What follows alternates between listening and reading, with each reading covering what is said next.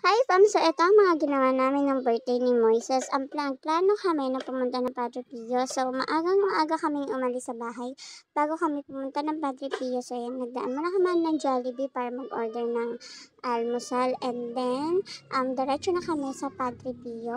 So ayan nga, si Moises nung una nagsisimangot kasi hindi siya nag-i-smile. So sabi ko sa kanya, mag-smile ka naman. So ayan, napasobra naman ang aasar. Hindi ko alam kung anong nakain.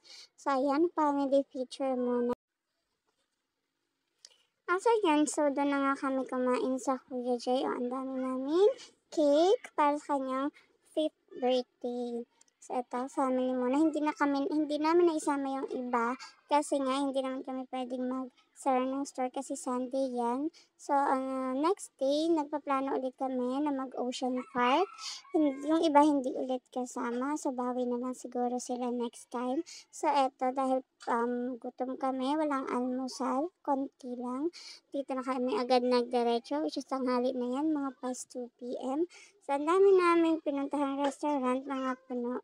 And dito kami napunta. So, ayan, may pabalon si Kuya Jay nyo. Tuwan-tuwa ang mga kiddos.